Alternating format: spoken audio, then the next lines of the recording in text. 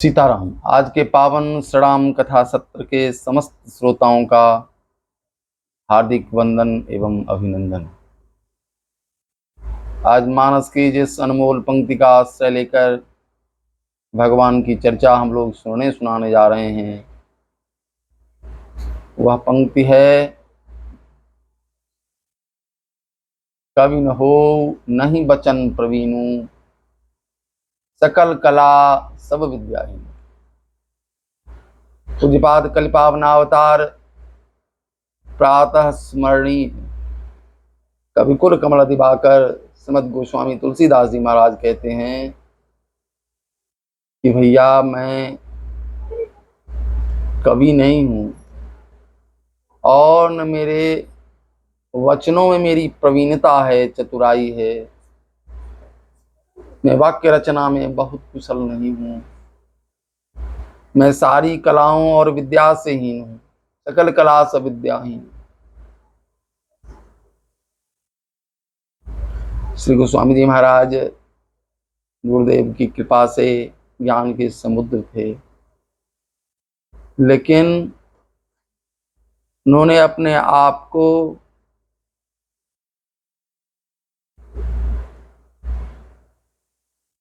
अपना दैन्य प्रकट करते हुए जगत को बताया कि भैया मैं कवि नहीं, मैं सकल कला एवं विद्या से हीन व्यक्ति हूँ।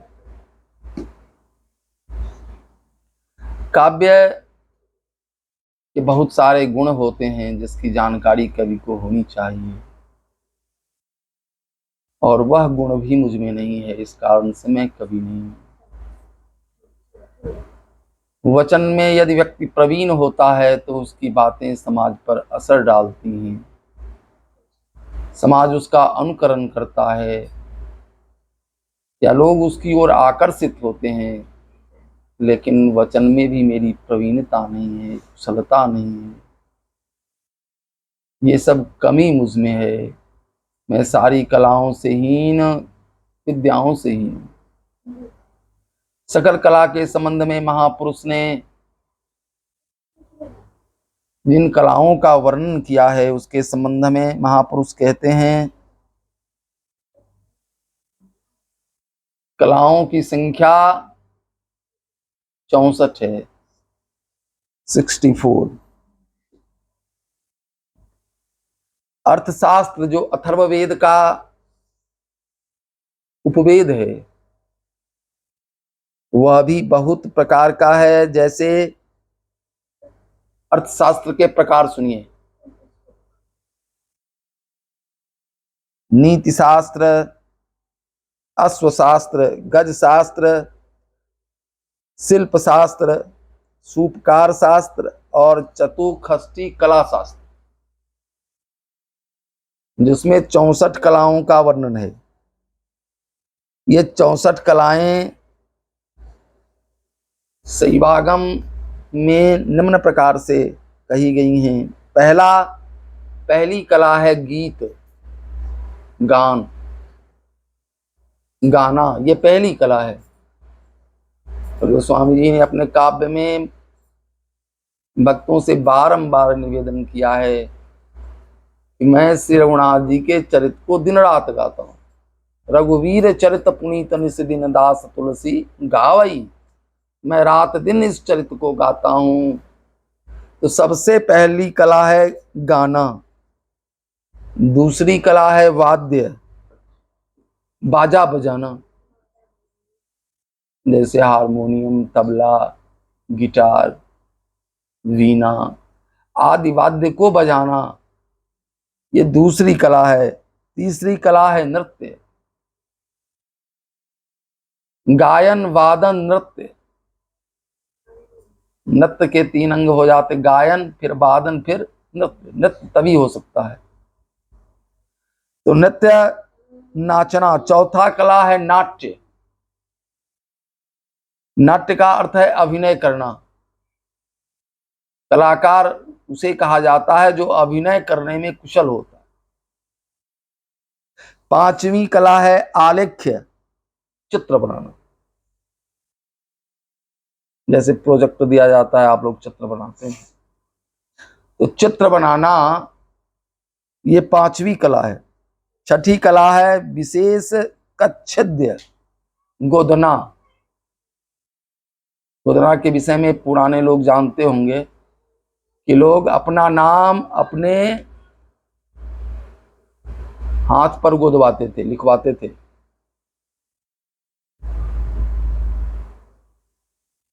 कोई अपने पति का नाम लिखवाता था, और जो इस विद्या में प्रवीण था वो इस काम को पूरा करता था। सातवां है तंडुल कुसुम वाल विकार। ये है चौक पूर्णा, जिसको आज दूसरे शब्दों में यदि हम कहें तो जैसे विद्यालयों में सिखाया जाता है, वो क्या बनाते हैं लोग? हाँ, कुछ बनाते हैं धरती आदि पर, रंगोली बनाते हैं। दूसरे शब्दों में कहा रंगोली निर्माण, ये चौक पूर्णा हो गया। आठवीं कला है पुष्पास्तरण।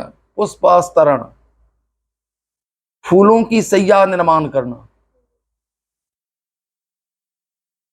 रामचरितमानस में वर्णन आता है ठाकुर जी के लिए, एक बार चुनी कुसुम सुहाए, निज कर भूषण राम बनाए। सेज निर्माण किशोरी जी के लिए,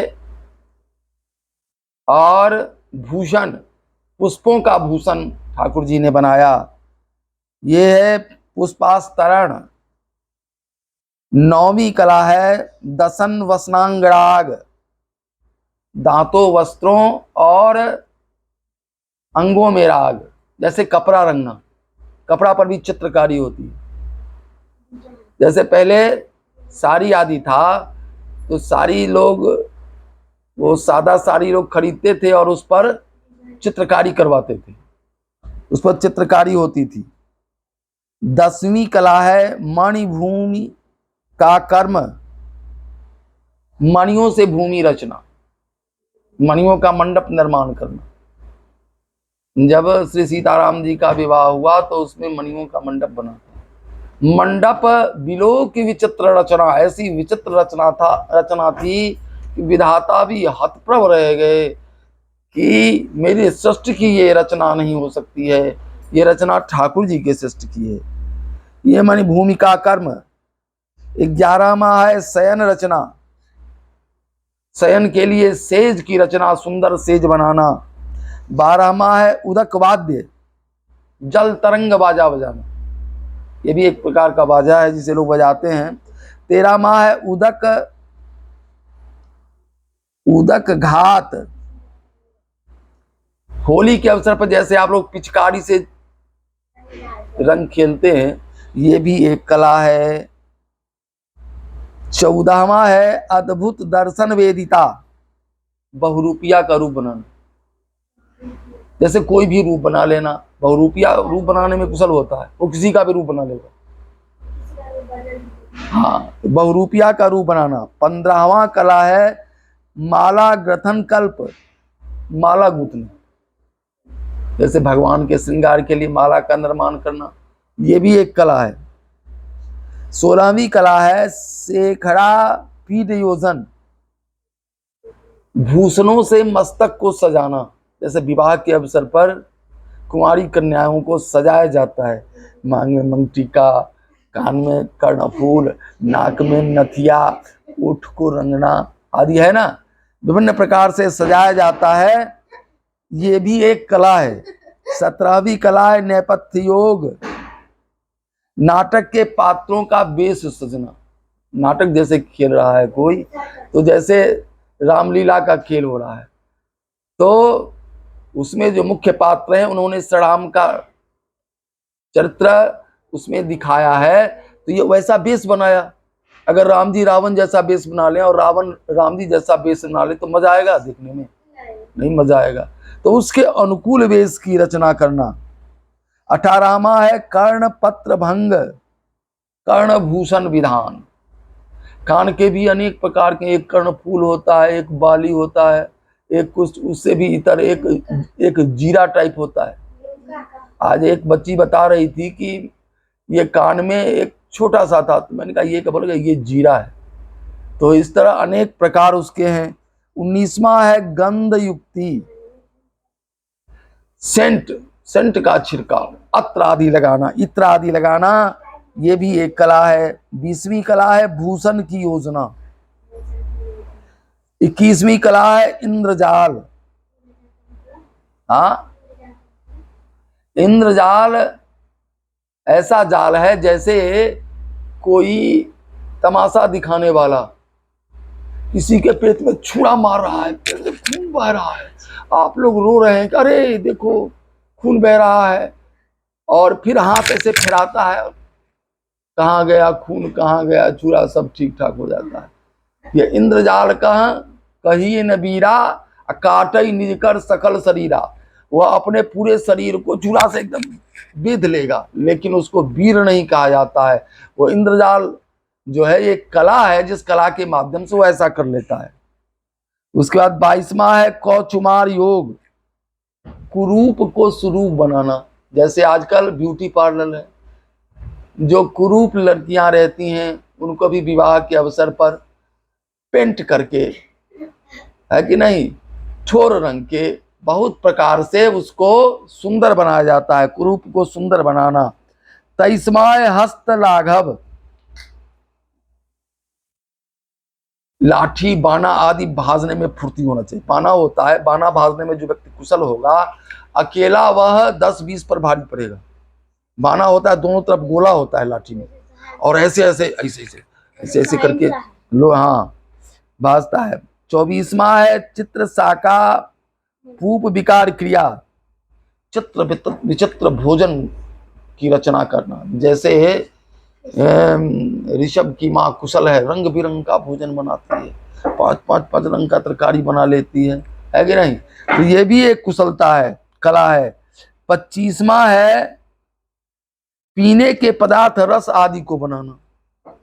जैसे आप कोई पेय पदार्थ पी रहे हैं, उसमें नींबू डालते हैं कुछ, और उसको सुंदर बनाने वाला है चीनी डालते हैं, और कुछ आता है आपको दुकान में मिलता है, उसको मिला के लोग बनाता है, तो पेय पदार्थ बनाना।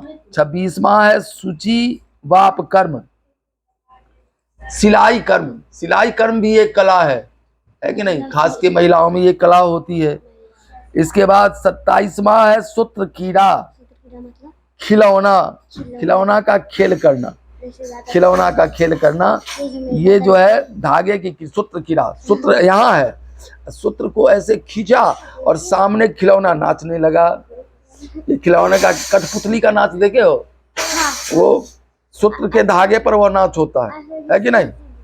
जैसे भगवान सूत्रधार हैं और सबको नचाते हैं, इसी तरह कठपुतली को लोग सूत्र माने धागा, धागा के माध्यम से नचाते हैं। इसके बाद है 28वां बीना डमरू वाद्य, बीना और डमरू बजाना, ये भी कला है। प्रहेलिका प्रतिमाला, 19वां है पहेली बूझना, ये भी एक कला है। जैसे पहेली पूछा जाता है, पूछा गया और उसको आप समझ गए, ये भी एक कला है। 30वां है दुर्वाचक योग, कठिन शब्दों का अर्थ लगाना। कोई कठिन शब्द आपके सामने कह दिया गया, आप उसका अर्थ लगाइए, ये दुर्वाचक योग, ये भी एक कला है।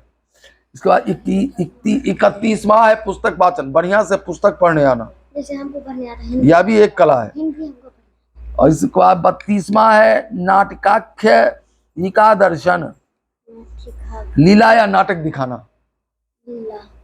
33वां है काव्य समस्या पूरण, कविता के माध्यम से समस्या रखी गई और कविता के माध्यम से उसका उत्तर दिया गया, ये काव्य समस्या पूर्ण है, यह भी एक कला है। 34वां है पट्टिका वित्र वाणी विकल्प नेबार बिनना, ये क्या कहते हैं, रस्सी से खटिया बीन लेना, ये भी एक कला है। 35वां है तर्क कर्म, तर्क करके काम करना। जैसे हनुमान जी लंका में प्रवेश किए, मन महू तर्क करे कपिलागा, विचार करने लगे विभीषण का कर दे, का करे लंका में और तुलसी का पेड़, सीताराम नाम लिखा हुआ, ये कोई माया तो नहीं है, मन में तर्क कर रहे हैं। उसी समय विभीषण जी जग गए, राम राम ते सुमिरन कीना हृदय हरस कपि सज्जन चीना।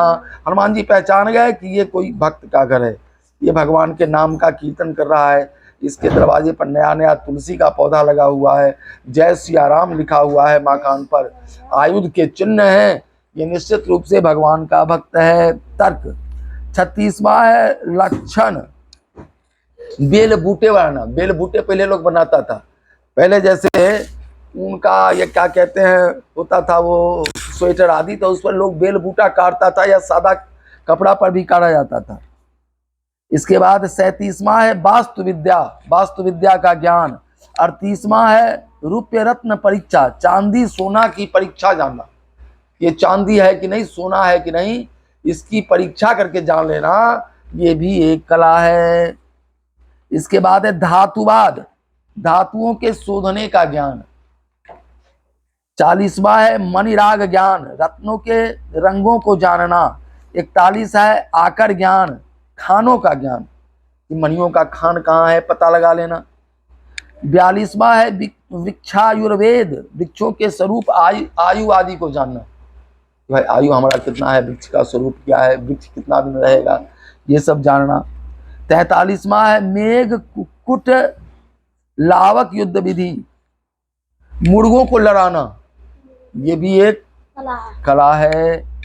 44वां है सुख सारिका प्रलापन, सुख सारिका को बोलना सिखाना, ये भी एक कला है। 45वां है उत्सादन, मालिश करना, जैसे हजाम मालिश की विद्या में कुशल होता है, ऋषभ भी कुशल है, इसको भी मालिश करने आता है, सिर का दर्द छुड़ा देता है, तो ये भी एक कला है। 46वां है केश मार्जन कौशल, केश मार्जन, मस्तक में केस है, इसको इतने सुंदर ढंग से सजाना कि मुख की आकृति सुंदर हो जाए, यह भी एक कला है। अक्षर मुष्टिका कथन। इसके बाद है हस्त मुद्रा द्वारा बातें कर लेना, हाथ के माध्यम से इशारा दे देना और बात समझ में आ जाए, है कि नहीं, ये भी एक कला है। मलेच्छित विकल्प, जिस काव्य में शब्द तो साधारण होते हैं पर अर्थ निकालना कठिन है, अर्थात क्लिष्ट काव्य को समझना। जैसा कि आप समझिए बिहारी कवि थे, मेरी भव बाधा हरो राधा नागरी सोई, जा तनु की झाई परत श्याम हरित दुखी होई। इसका अर्थ लगाना थोड़ा कठिन है, लेकिन जो चतुर होते हैं वे इसका अर्थ लगा लेते हैं, क्लिष्ट काव्य को समझ लेना। 49वां है देश भाषा ज्ञान, सब देशों के भाषा का ज्ञान, अंग्रेजी का ज्ञान, हिंदी का ज्ञान, गुजराती का ज्ञान, इस तरह उर्दू का ज्ञान। और 51वां है यंत्र मात्रिका, कठपुतली नचाना। हाँ एक और है, कुछ होगा कहीं वो अलग इससे।